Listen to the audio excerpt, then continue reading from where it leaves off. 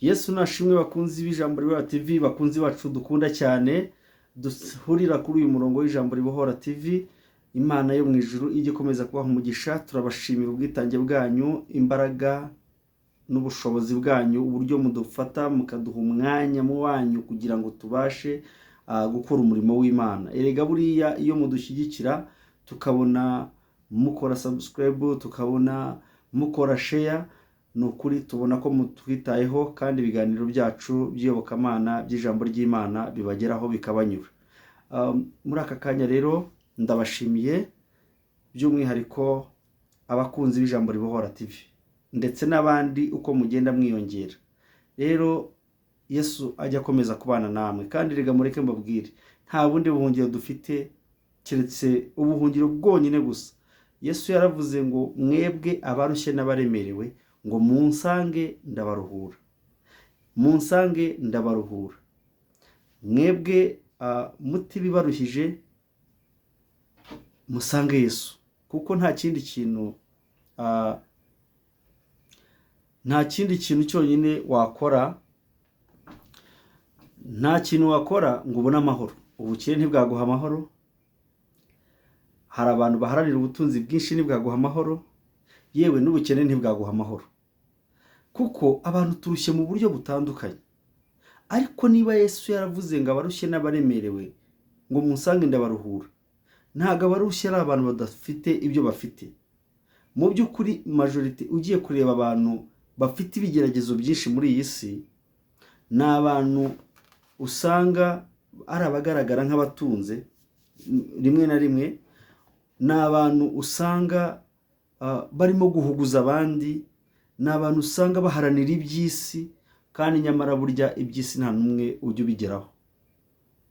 Ntabwo wabigeraho kuko iby'isi tubizengurukamo tukabigendamo, ariko burya nta na kimwe ushobora kuvana muri uyu mubiri. Niyo mpamvu rero mbwira abantu ngo fata imiruho yawe yose yo mu byo utunze, watunze mu buriganya, watunze mu buryo bumwe cyangwa ubundi, nawe ubwawe ureba ukavuga ati ibi bintu nakoze ntabwo ari byo. Ubwire Yesu ngo ndatuje, noneho ndakwegereye, nyuze uyu mubabaro, ndaryama sinsinzira. Haleluya. Imana yacu ibane natwe kandi ikomeze kutwishimira. Rero mwene data, nibyo nshaka kubabwira ngo abantu bose bararushye, ariko uburyo urushyemo sibwo buryo ndushyemo. Uburyo ubabaye sibwo buryo mbabayemo. Ushobora kumbwira umubabaro wawe nkasanga uraruta uwanjye inshuro ibihumbi, kubera ko njyewe kwiringira kwanjye niringiye Kristo. Niyo ibibazo bije mbibona nk'ibibambwe, uko niko kuri kwanjye, kandi kuko nta wundi murengezi nigeze mbona kuri isi utari Kristo. Haleluya.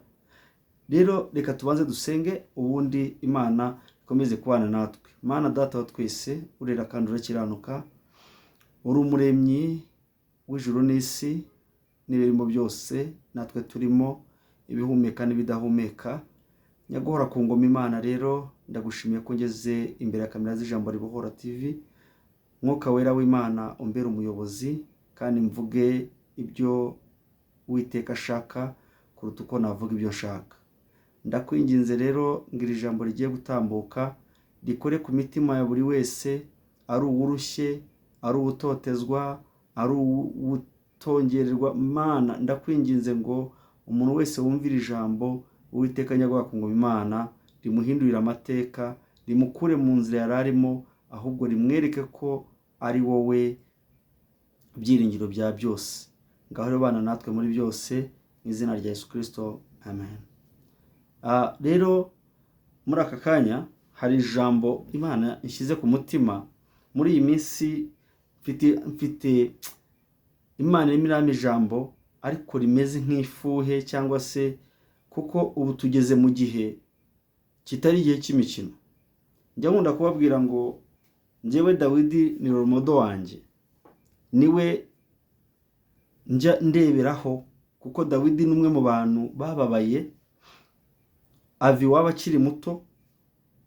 Dawidi aragenda ababarizwa kwa Sawuli, Dawidi ababarizwa ku rugamba, ashaka kwicwa, ariko Imana imubera gikurikirana, yewe n'abana be baramubabaje, kugira ngo umuntu nabyo mubyemere. Rero ijambo riri ahangaha riri muri Zaburi ya 57. Turasoma duhereye ku murongo waho wa 2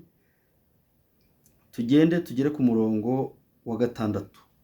Ahangaha niho hantu umbabarire utega amatwi iri jambo.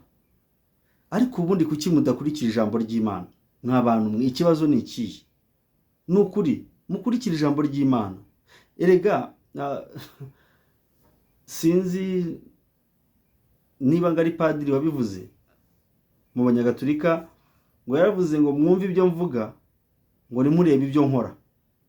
Mwumve ibyo mvuga byo bibahindure, mwumve ibyo mvuga bibahindurire ubuzima, kuko ndavuga ibyanditswe muri Bibiliya yera, ntago mvuga ibyo ngewe niyandikiye.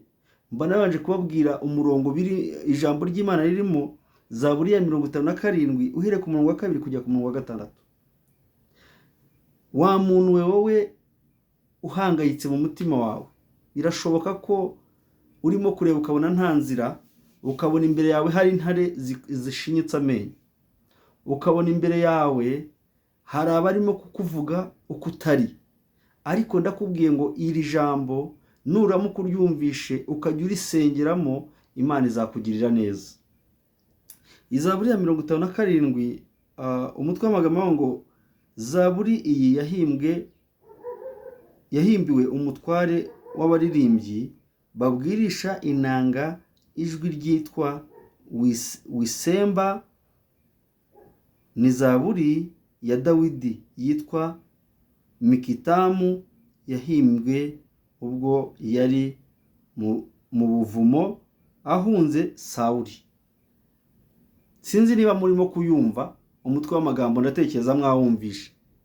Iyi Zaburi yahimbwe ubwo yari yarahunze Sawuli. Mubyumve neza, ahunga Sawuli arangije abwira Imana. Nawe hari urimo kukurwanya kandi ubona w'umunyembaraga, ariko uwo munyembaraga ni umunyembaraga udafite umwuka w'Imana. Wowe rero ufite umwuka w'Imana. Nubona ibintu byose bigusumbirijwe, nshuti y'umusaraba, egera Uwiteka umubwire ibyawe byose. Mwibuke neza ko iyi ndirimbo yahimbwe ubwo yari ari mu buvumo. Mu buvumo ni ahantu hihishe, ni ahantu ugera ubwawe ukumva nta n'igikoma, ukumva ugeze muri gihe cyiza cyo kuba warira ntugire uguhoza, gusa Uwiteka wenyine akaba ari uguhoza. Haleluya. Dusome mu izina rya Yesu. Hano umurongo wa 2 bavuga ngo Mana mbabarira, umbabarire. Mana mbabarira, kuko ubugingo bwanjye buguhungiraho. Ni koko mu gicucu cy'amababa yawe niho ngiye guhungira, kugeza aho ibi byago bizashirira. Ndatakira Imana isumba byose, Imana inkorera byose, izatuma iri mu ijuru inkize. Ubwo ushaka kumira azantuka, Imana izohereza imbabazi zayo n'umurava wayo. Ubugingo bwanjye buri hagati y'intare, ndyama hagati y'abaka umuriro. Abo bantu amenyo yabo ni amacumu n'imyambi, ururimi rwabo ni inkota ityaye. Mana wishyire hejuru y'ijuru, icyubahiro cyawe kibe hejuru y'isi yose. Mumvugire ngo amena. Iri ni ryo jambo tugiye kuganiramo muri aka kanya. Rero inshuti y'umusaraba, hari abantu njya numva bavuga Bibiliya bakayivuga ukuntu ngo Bibiliya ngo ngisobanura ngo bibliothèque. Inshuti yanjye, Bibiliya ni ubuhanuzi, uko ubyizera kose ni akazi kawe, ariko hari aho Bibiliya yankuye, hari n'aho ingejeje uyu munsi. Yahinduka, mwayihindura uko mushaka, ariko Bibiliya ijambo ririmo muritekereza ko ryandikwa n'abana b'abantu, ariko inyuguti yose ihumeka n'Uwiteka. Kandi uko Bibiliya yanditswe n'ijambo riyirimo, ndakubwiza ukuri ko ari ubuhanuzi, ndakubwiza ukuri ko ari ubutsinzi. Niba ushaka kubimenya neza, ufate Bibiliya yawe uyisome, uvuge ngo vasi niyi, bitewe kenshi na kenshi nkunda kubwira abantu ngo bitewe n'ibigeragezo urimo, aho kugira ngo ubaze umuhanuzi, fata Bibiliya uyisome, yo ubwayo izakubera ubuhanuzi. Iri jambo ahangaha rirareba umuntu wese uri mu magi, rirareba umuntu wese wahawe impano n'Imana ariko akageragezwa. Mwibuke hano Dawidi mwene Yesayi, ubwo yari aragiye inama, Bibiliya ituvuga ko ari umuhererezi, ni umwana mutoya wa bucura mu bana ba Yesayi, mu bana ndatekereza 4, ariko yaje gukurwa mu ntama ngo yari umushumba, akurwa yari umwana muto, araza ajya kwa Sawuli. Sawuli yari umwami murabizi, ariko nawe uburyo yagiye ku bwami cyangwa uburyo yahawe ubwami ntago ari uburyo bwari bwo. Hari abantu bajya batubwira ugasanga abantu barimo baragereranya ibintu n'ibindi, ariko ndakubwiza ukuri ibintu byabaye kuri Dawidi, Imana yamuteguye imuvana mu ntama iramuzana kugira ngo azabe umwami asimbure Sawuli. Namwe mwumva ibitangaza by'Imana. Muri ibyo bitangaza rero niho yaje kubabarira. Nawe ufite icyo Imana yagusezeranije, ahubwo komera ku isezerano. Icyatumye Dawidi Imana yishimira umutima we, kandi suko atari umunyabyaha. Dawidi yari umunyabyaha, Bibiliya itwereka uburyo yari umunyabyaha, uburyo yacumuraga, ariko ngo umutima w'Imana ikawishimira cyane. Hano rero mwene data, wicika intege, reka nkwereke, hari umuntu ukurwanya muri business ukora, barakurwanya mu kazi, abari hejuru yawe barimo baragutera hejuru. Hari ushaka uwo mwanya wawe, ariko uwo ngo ushaka umwanya wawe mutsindisha ijambo ry'Imana. Wowe aho kugira ngo ujye mu bakomeye, nawe utangire gushakisha ubundi buryo ujye mu bapfumu kugira ngo uwo mwanya utagucika, oya, egera Uwiteka. Kuko iyi zaburi yahimbiwe n'umutware Dawidi ubwo yari ari mu buvumo. Dawidi Sawuli arimo kumuhiga ngo amwice, ariko yegera Imana, arayegera, arayibwira ari wenyine. Nawe ubwo ni wowe ubwirwa, uyu munsi uri Dawidi, uyu munsi ndi Dawidi. Ishyire mu gika cya Dawidi wowe, ishyire mu gika cya Dawidi barimo kwirukana mu kazi, ishyire mu gika cya Dawidi barimo guterereza amahembe, ishyire mu gika cya Dawidi barimo kuroga umunsi ku munsi, ishyire mu gika cya Dawidi barimo gucunira ingoni ngo ntacyo uzigezaho. Ishyire mu cyiciro cya Dawidi, uvuga ati ngewe uyu munsi aho Dawidi Imana yamukuye ikamukiza umwami Sawuli, yari afite uburenganzira bwo kumwica, ariko Imana iramurengera kubera ko nawe yabanye nayo, akajya agenda yigisha inama, akajya yibwira ngo Mana kiza ubugingo bwanjye, Mana reba nge nta bushobozi mfite. Urumva, egera Imana uyibwire. Haleluya. Icyama Imana mukumva, uriya muntu ukuroga, uriya muntu ukugirira nabi, wamutsindisha ijambo, wamutsindisha kwizera, ukamutsindisha gukomerera mu Uwiteka Imana yawe. Haleluya. Umupfumu ntacyo yagufasha. Mwibuke neza ko Dawidi Sawuli haraho yageze nawe ubwe,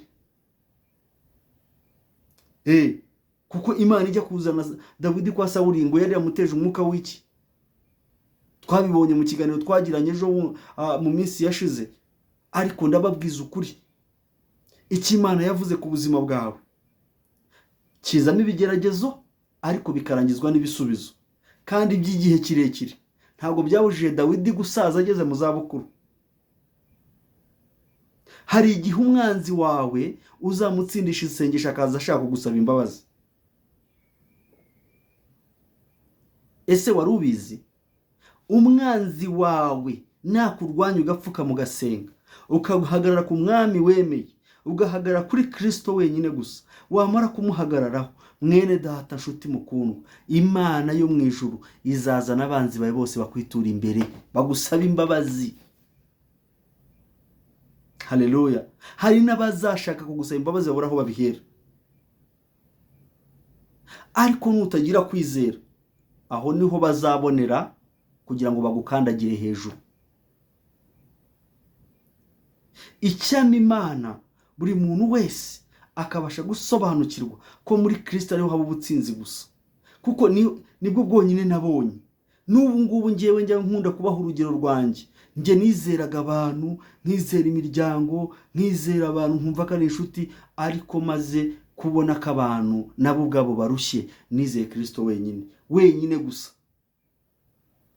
Nibyo tuvuga ngo amadini, ntabwo ngiye nizera amadini, oya, n'iryo nsengeramo ndifata nk'idini, ndifata nk'umurongo, ariko ntabwo ndifata nk'agakiza kanjye. Oya, agakiza kanjye nkabona muri Kristo, kuko ari we nizera. Idini na adresse ni umurongo, kurijyamo no kugira ngo mbone uwo murongo, ariko izere Kristo wenyine, utandukane n'ikibi cyose, ntukahure n'ibigeragezo ngo wumve ko wajya mu bapfumu. Banza ugisha inama Yesu mbere yo kugisha inama abandi. Banza wowe ubwawe utekereza ati ese ubuzima bwanjye ubundi buhagaze kuki? Ese niringiye ubutunzi? Ese niringiye amahugu? Mwene data, mujye mwibuka neza ko ijambo ry'Imana ritubwira ngo ibihembo by'ibyaha ni urupfu. Uko uzajya ukora icyaha ni guhembwa, kandi guhembwa mbere y'uko haza urupfu habanza kuza ibanziriza urupfu. Hari indwara zidakira, izo zose zibanziriza iki? Urupfu. Niba urwaye indwara idafite imiti, idakira, ese mwene data, Imana yaguteza indwara n'urupfu? Oya, ntago bibaho. Ni wiringira Uwiteka wenyine gusa, uzarama kandi uzagororerwa, uzahabwa byose. Icyo nicyo kintu nkwifuriza. Rero mwene data, wowe ubabaye, wowe wambuwe ibyawe, izera umwami Yesu, uzabisubizwa nta kabuza. Bizanyura mu nzira nyinshi, ariko bizaza bikugereho.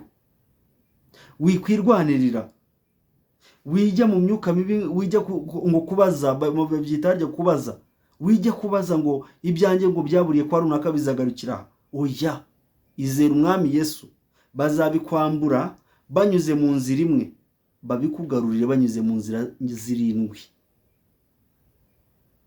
Kandi reka nkubwire, nta mukiranutsi w'Imana uhomba. Icyo nicyo kintu namaze kubona.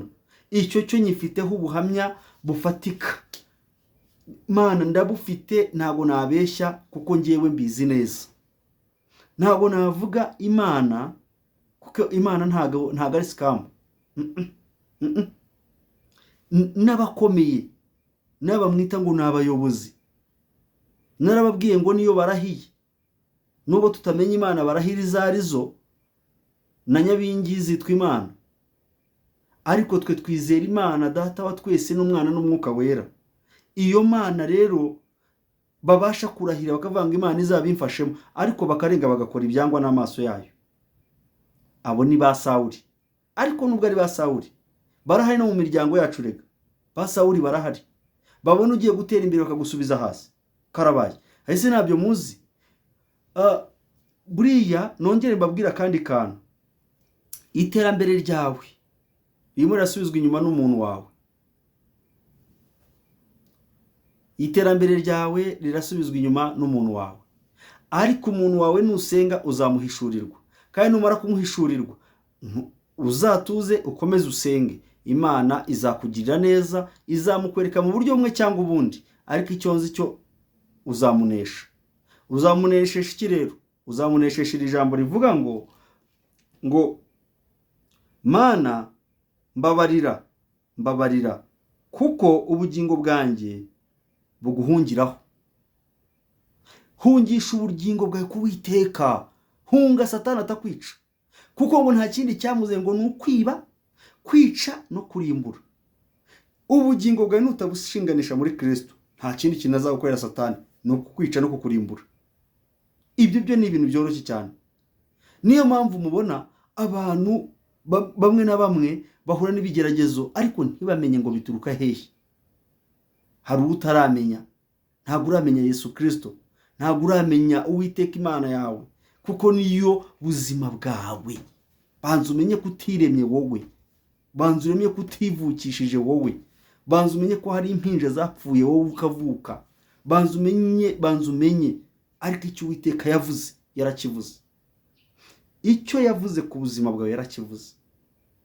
Uwiteka uturindira mu nda akadukuza tukavuka tukaba ku isi. Uyu munsi wa none nutamwiringira uziringira nde? Uziringira nde wowe? Na Dawidi yaravuze ngo kuko ubugingo bwanjye buguhungiraho, ngo ni koko mu gicucu cy'amababa yawe niho ngiye guhungira kugeza aho ibi byago bizashirira. Uwo si Dawidi wabivuze? None kuki wowe ese urumva warushaga ubutware Dawidi? Urumva urusha imbaraga Dawidi ku buryo utakwiringira Uwiteka? Wari wagera ahantu ku buryo wumva ko udakeneye Uwiteka mu buzima bwawe? Nuterwa iringira Uwiteka, kandi nusubizwa amasengesho yawe uzahigura umuhigo. Ngo ndatakira Imana isumba byose, Imana inkorera byose, izatuma iri mu ijuru inkize. Izatuma iri he? Iri mu ijuru izigukize, nanjye ubwanjye izazinkize. Haleluya! Iringira Uwiteka Imana yawe, kuko ariyo nyiri ubutware, akaba ari nayo nyiri ubushobozi. Imana yo mu ijuru iduhana umugisha. Umurongo wa 6 ariwo nawo ukorozinga ubutumwa bwiza twahawe uyu munsi. Bavuga ngo Mana wishyire hejuru y'ijuru, icyubahiro cyawe kibe hejuru y'isi yose. Amen. Rero mwene data, iri ni ijambo uhawe kugira ngo rikubakire ubuzima. Wowe ubabazwa n'imiryango, wowe ubabazwa n'abo mukorana, wowe ugambanirwa kugira ngo wirukanwe mu mirimo, wowe ugambanirwa kugira ngo iterambere ryawe risubire inyuma. Hari abo Satani yihisha inyuma kugira ngo babe ibikoresho bye mu gusubira inyuma k'ubuzima bwawe. Ariko shikama kugira ngo ibyo wasezeranijwe bitaburizwamo.